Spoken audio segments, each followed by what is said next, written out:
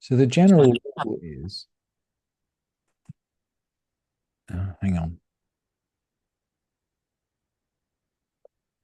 let me just, yeah, is that okay? Hang on, I'm just gonna, sorry, that's better.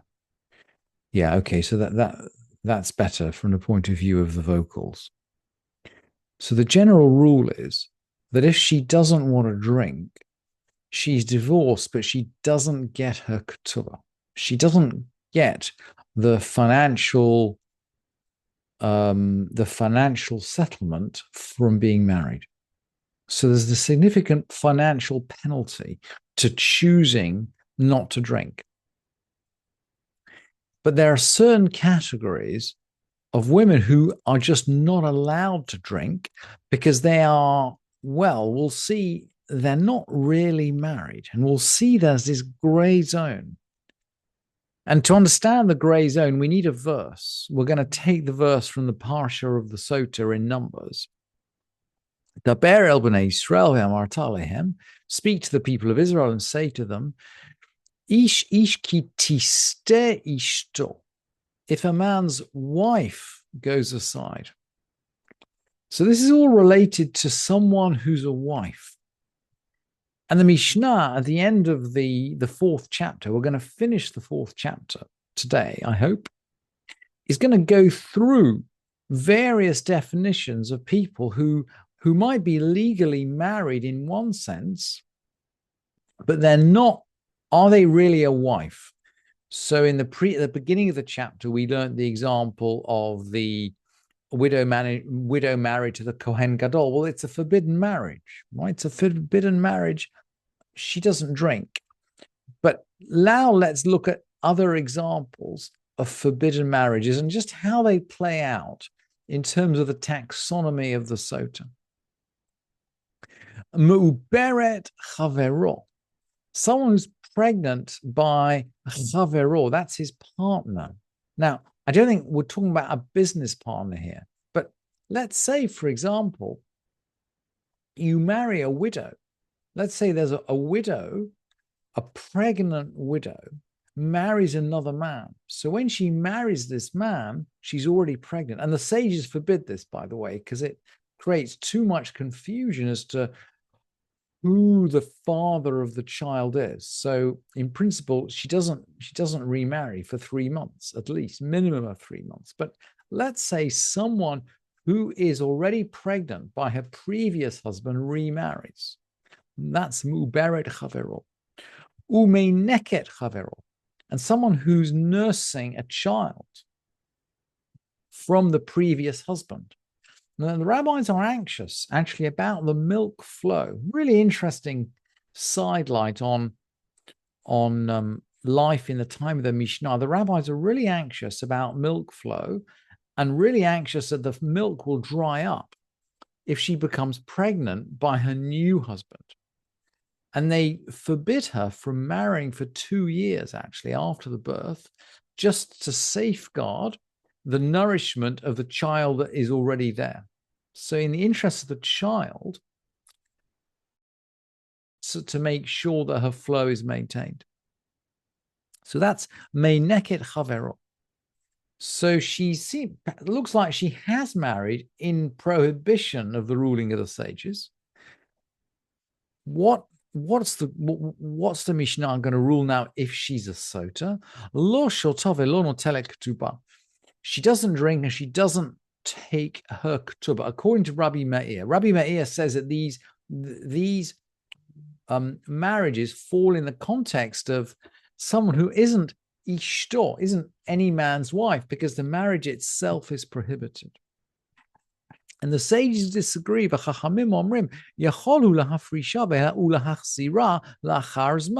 sages say, look, he can separate her and take her back after the period. In other words, she is potentially his wife because he could. And by the way, separating her means divorcing her. So in theory, he could be compliant with the ruling of the sages by divorcing her and then, let's say, taking her back after the 2-year period. What about someone who can't give birth? Is she ishto? Does she fit the definition of his wife? Elonit. An Elonit is someone who's congenitally incapable of giving birth. She doesn't have a womb, for example. She doesn't have a womb. She's an So this is someone who's congenitally incapable, not someone who's incapable for, because she's ill. So someone who doesn't have a womb. Elonit. Uzakena, someone who's an old woman. And someone whose health who can't give birth because of, let's say, health reasons or other reasons. So someone who can't give birth.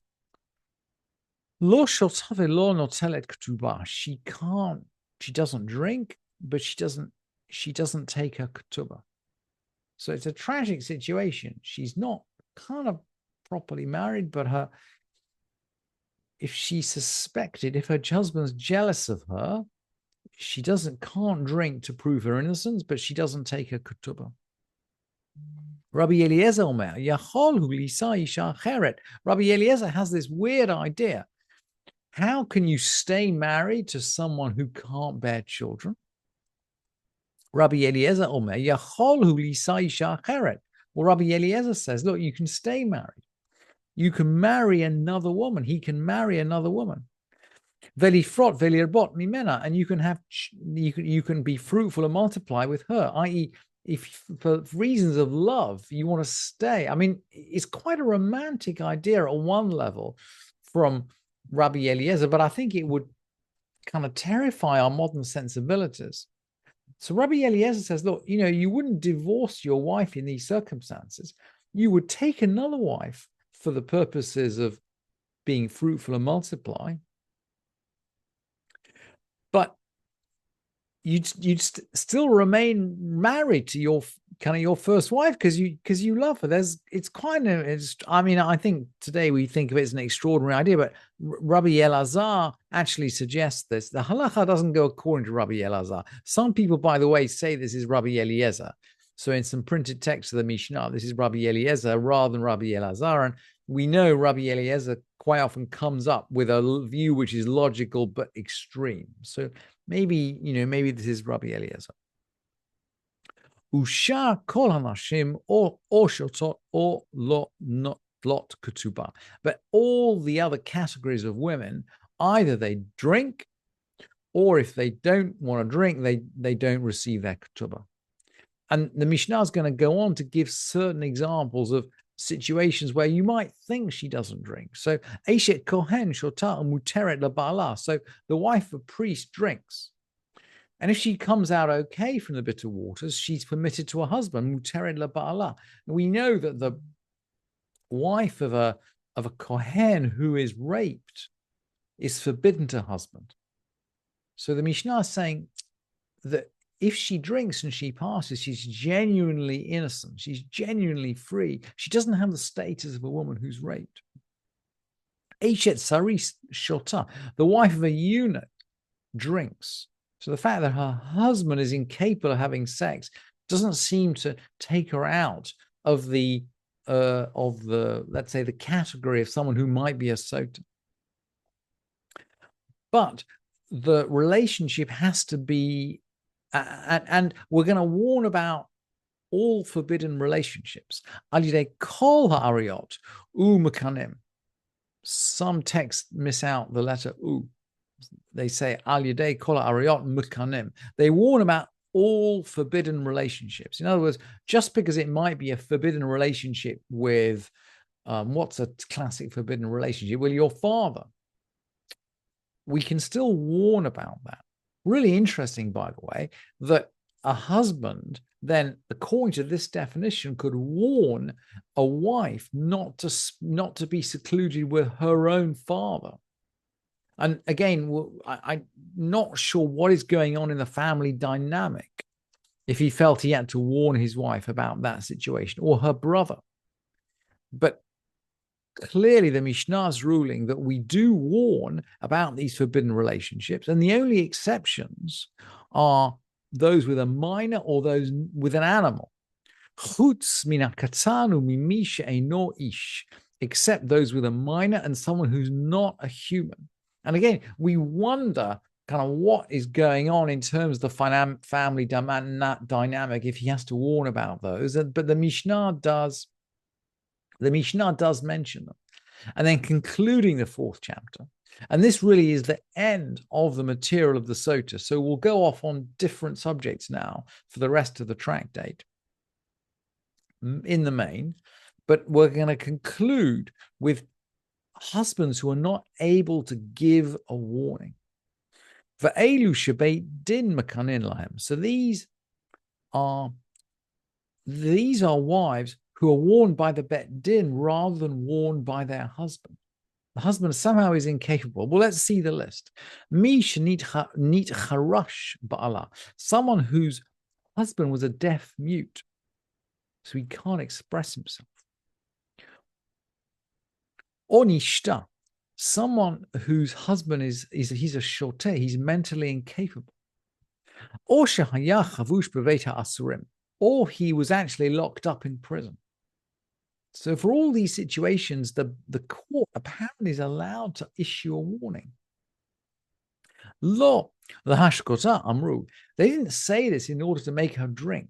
We've seen already that the ritual of the Sotah requires her husband to go with her. So if the husband is not capable, then he can't make, if the husband's not capable, he can't make her drink. But the Bet Din does warn her. Lola hashkota amru. They don't say this in order to make her drink. Eila lefosla mi ktubata. But they disqualify her from receiving her ketubah. So it's a tragic situation. It's one that we would find very difficult. So in this situation, she wouldn't drink and she wouldn't receive her ketubah. Rabbi Yossi Omer.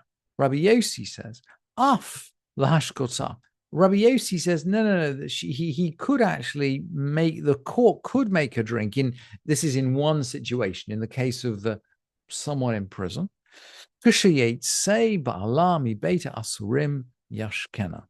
When her husband leaves prison, at that point he would make her drink. So in this situation, the wife of the convict could be warned by the Bet Din and then could be brought by her husband to undergo the Sotah ritual after he came out of prison.